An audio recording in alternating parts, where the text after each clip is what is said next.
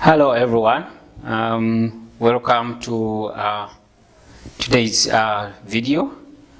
My name is John Sekajugo. As usual, I am a lecturer in the Faculty of Agriculture and Environment Sciences, Mountains of the Moon University, who is always a facilitator for GIS and remote sensing. And today we are going to look at the digital terrain modeling, which is one of the spatial analysis performed in GIS operations. Of course, it's also built on the previous videos that I've produced. Some of you might have already met them. If you have not, you can look for them, where we looked at, of course, GIS in general, but also how to perform different GIS spatial operations, especially in buffer and overlay analysis. We have done all those ones. And now, one of the other very important analysis that is done in GIS is the digital terrain modeling. And under this particular video, we are going to look at slope analysis, we are going to look at aspect and contour extraction, and how you can do it practically. Of course, it's very important. Some of you might have seen different map outputs where people do the analysis and present their results in terms of slope, aspect, sometimes contours. So we want to see how you can derive them from a digital elevation model. Of course, from the word digital video, and without wasting your time, I'll switch you to the GIS software, and then we see how we can be able to do slope, aspect and contour extraction analysis from the Uganda digital terrain model or digital elevation model. So we are going to use an ASTA DEM for the Uganda, and we shall be able to work with it and see how we can do all these analysis. So just from like in the beginning, you start your GIS software, and if assuming you want to do or to extract slopes and different other analysis from your digital terrain model, if you have had a previous projects that you have been working on and you want to continue from there, instead of opening a new project for GIS from your GIS software, you will open your previous project and continue working with it. But for today's video, we are going to start from the basics. We are going to start from zero. And assuming you've started your software, your quantum GIS software, you will have your software open like this, where you have the display window, your layer, of course, the toolbar and the menu bar already, as we explained in our previous videos. And now your next step here will be to add or to import the DEM or the Uganda digital elevation model map from wherever you have saved it or from your computer directory into the GIS environment, so that you are able to begin your analysis. So here also I'll import this digital elevation model from where I saved it, which is still in our previous folder, the data folder, and knowing that a digital terrain model is a raster data type, or it's in form of raster because it's an image. So you use the add raster layer icon to import this model or this map into the GIS environment. So if I click on this add raster layer, so then you will browse, or I browse to wherever I've saved this digital terrain model, and as I said, it is an ASTA DEM for Uganda, so it's ASTA DEM UGI. So I will click there. Now, always remember these images, most of these images can either be saved as the tagged image format images or JPEG images, but most times they are TIFF files, which is tagged image format files. And if you want to quickly see which the TIFF file you're supposed to import here, instead of all files here under open file format, instead of all files, you can click there, and then instead of all files, you say I want GeoTIFF images, so that then all those which are not GeoTIFF are not displayed. So if I say GeoTIFF, you see I remain only with the UGIDEM TIFF file. So we shall select this UGIDEM TIFF file and import it into our GIS software. So you see, this is how it will look like. It is in a single band gray format because it's a gray color. but like I said, you can always adjust its symbology to different colors. But since that is not the purpose of this video, we shall not go into those. But for now, we have our digital elevation model, which is the UGDEM. And from this map, or from this digital elevation model, we can extract slope. We can be able to extract slope from this particular DEM. And in order to do that, we shall use, because now this is raster, we shall not use the vector operation, we shall use the raster operations. So you go to raster, you click on raster here, and from raster you go to analysis.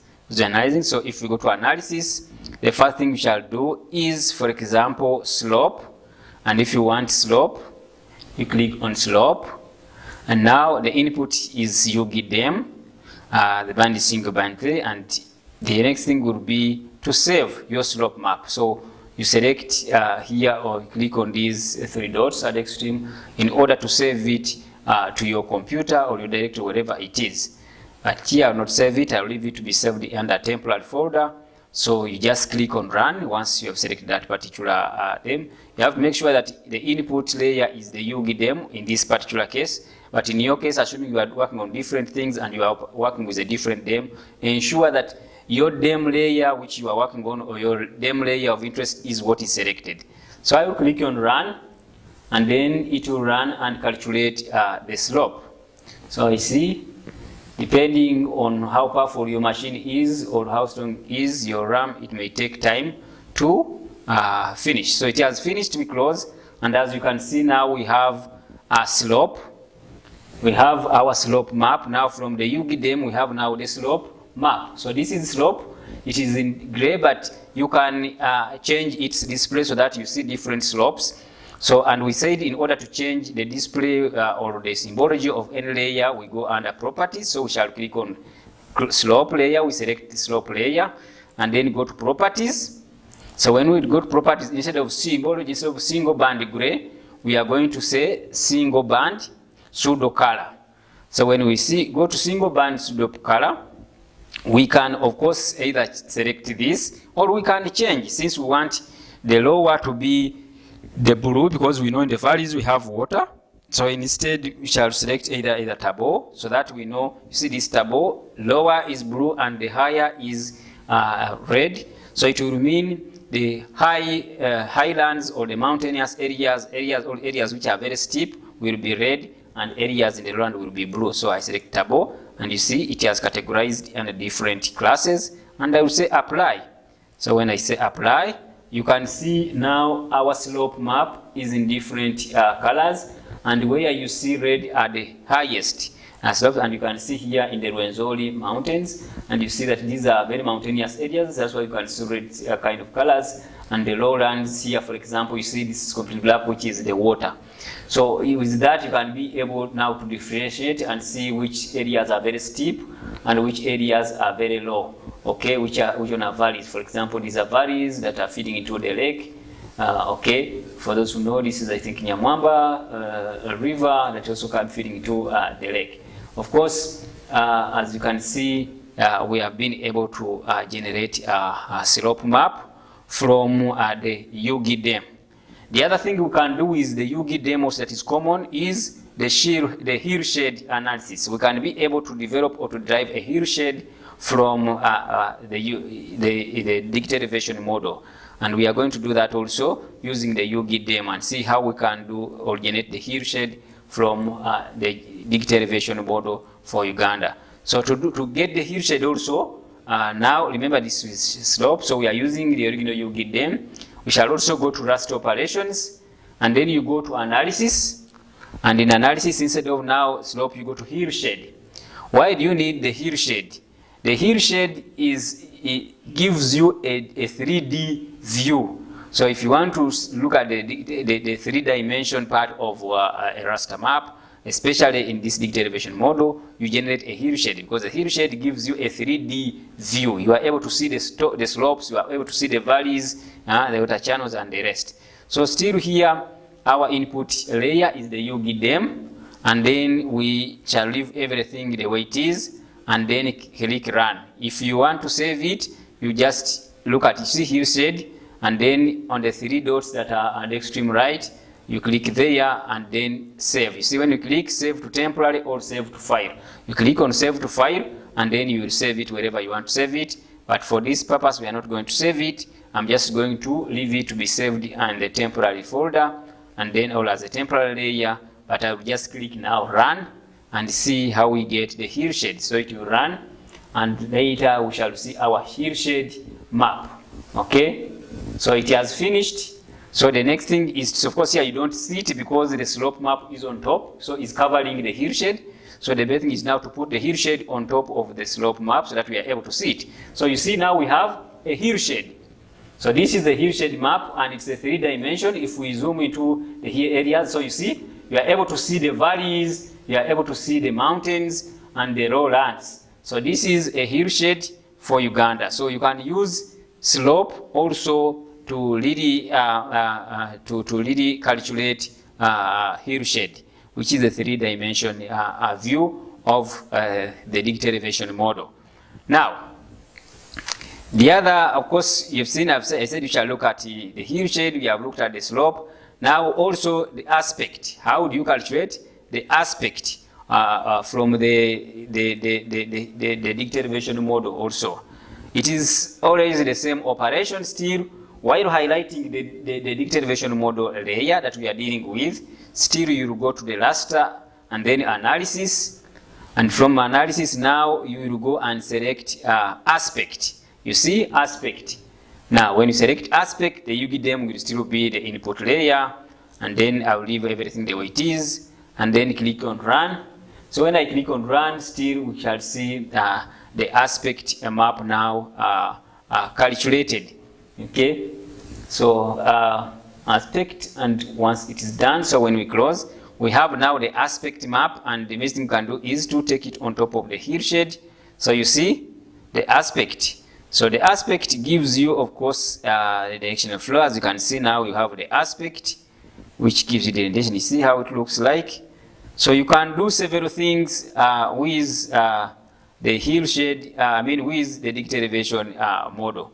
And you can do a lot with it to do different operations. Okay, so that's how you can do different analysis using the digital elevation model. Again, the only thing I can advise you is to really to keep practicing.